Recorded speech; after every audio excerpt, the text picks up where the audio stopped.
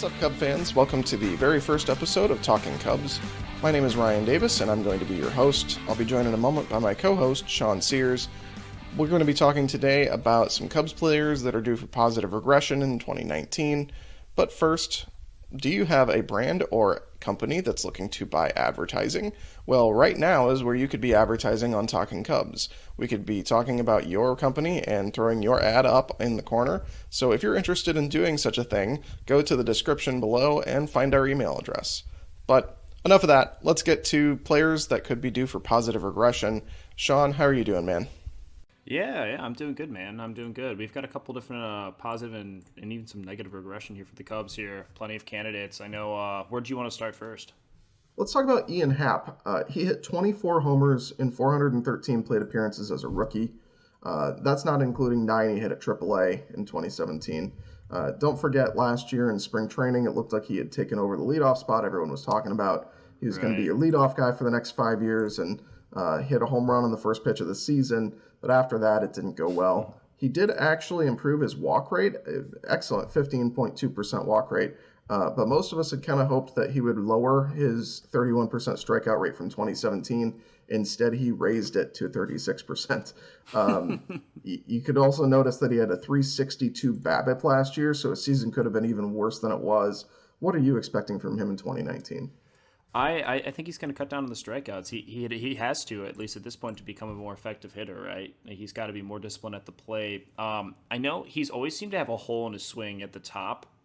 He's been missing that high fastball. If he can start really getting on top of that pitch and maybe even just not chase it in times, just become more disciplined of a hitter, he's going to see those better counts and be able to drive pitches that he's actually able to hit.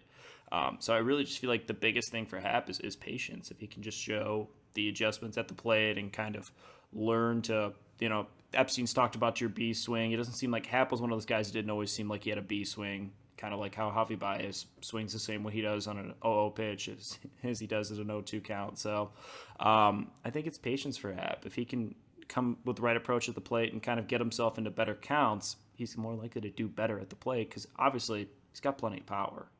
Yeah, the power is there. I would really like to see crazy to say this. I think if the walk rate comes down a hair, like this much, sure, I think he could actually improve his contact. I think he was, kind of passing on some hittable pitches in the name of patience at the plate. Mm-hmm. And so I think that could be something that he could change this year to be just a little bit more aggressive with those pitches in the zone, because we've never really got this sense that Happ has a problem recognizing pitches. That's something we've heard about Javier Baez throughout his development, but I've never really heard scouts talk about concern about him recognizing pitches. So I think he came in with a game plan last year and it kind of backfired on him. I'd love to see, like a 10 or 11% walk rate, but the strikeouts drop from 36 to maybe like 27%, which would be a huge drop from last year, but to go from 2017 at 31% to 27% strikeouts would be a reasonable jump, and better contact. I just think he's such a talented player. It would be a shame if he didn't, start figuring that out. And I think he will in 2019. I think so too. I think if you look at across the board, some of the players for the Cubs with this team, Ian Happ feels like the most likely for a breakout candidate season right now for the Cubs and potentially even the National or the NL Central. So I'm excited for Ian Happ for sure. Another guy that I think not a lot of Cubs fans are excited about is Brandon Kinsler. We saw the absolute worst of him last year. He threw 18 innings with the Cubs. He allowed 14 earned runs. That was an ERA over 7. I'll be the first to raise my hand and say I was not a huge fan of him in general. He doesn't strike out people. He pitches to contact. I know that if you're watching this video right now, you're probably seeing a highlight video of him striking out people, but that's him at his absolute best. But in 68 and 2/3 innings with the Nationals between 2017 and 2018, he had a 3.54 ERA and a 3.63 FIP. So he's got to be better in 2019, right? You would think so. I mean, last year, he was having kind of a down season for the Nationals, but even then it was still, 3.44 ERA, like you were saying. He still was in some ways effective.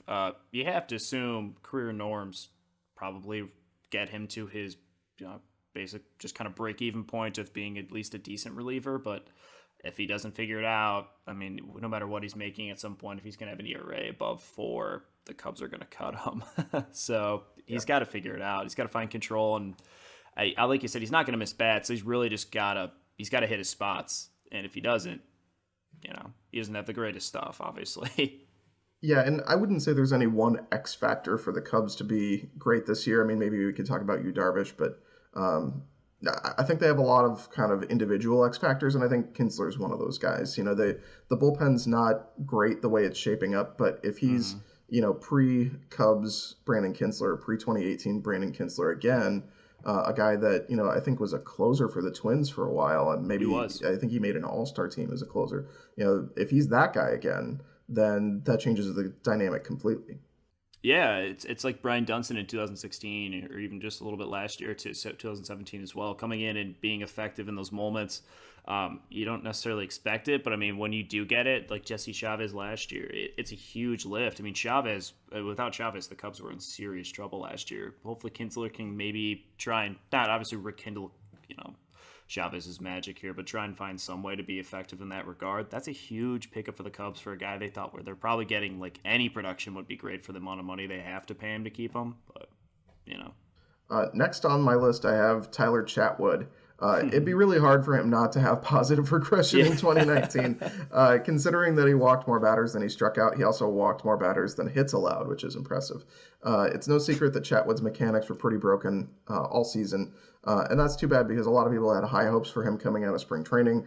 I've been pretty vocal on our podcast that I was not a big fan of the signing in general, but not a fan of Chatwood. Yeah, I think he probably, if he gets back to pre-2018 Chatwood, that would be really good for the Cubs, right? Yeah, I mean, everyone talked about it all last year about his spin rate and how his fastball and curveball can look like each other in moments until one breaks, just because of how fast they spin. He's just another guy with a Tommy John, though. I mean, Tommy John surgery, the first thing to go is, your control pitches, and we've seen it now with, obviously, Morrow looked good in moments but had wild aspects of it. Darvish obviously didn't pitch all last year because of, maybe not exactly Tommy John surgery, but that elbow.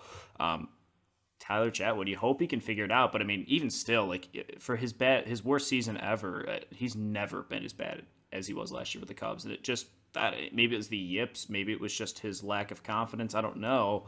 Hopefully, coming into year 2 with the Cubs, he's more comfortable and feels like he can go out there and pitch with confidence. But if it doesn't work out, so be it. Yeah, and he's had 2 Tommy John surgeries, and I actually wrote prior to last season that he was kind of a gamble for the Cubs because guys who've had 2 Tommy John surgeries and made it back to the big leagues, the studies had shown that those guys don't throw as many innings, they rack up pitch counts, they walk too many guys. So, that's kind of his MO. The last guy I have on the list is Wilson Contreras. He had an awful second half like a lot of Cubs batters, but I think we can rightly chalk that up to exhaustion with him. On July 6th last year, he had an 841 OPS for his career and an 848 OPS for the 2018 season. After that date, in 2018, he had a 577 OPS in 62 games, and he finished at 730 on the year. So Wilson Contreras, another guy that I think we should expect to be, not the guy you saw over the last just couple months, but more the guy you've seen at least for the first couple years of his career. Yeah, I mean, first half of baseball, Wilson Contreras had a WRC plus of, I think it was 126. Second half, it was 66. So obviously 2 totally different hitters. Fatigue's definitely a factor.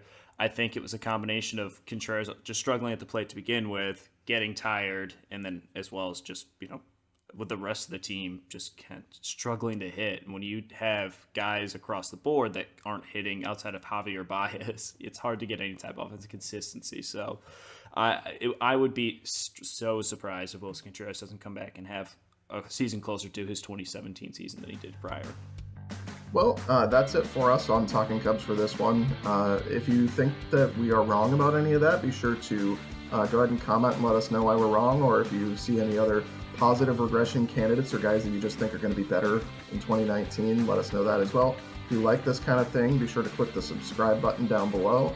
And if you want to follow us on Twitter, I'm at Ryan Q. Davis. Sean is at Sean R. Sears. And we will catch you guys next time.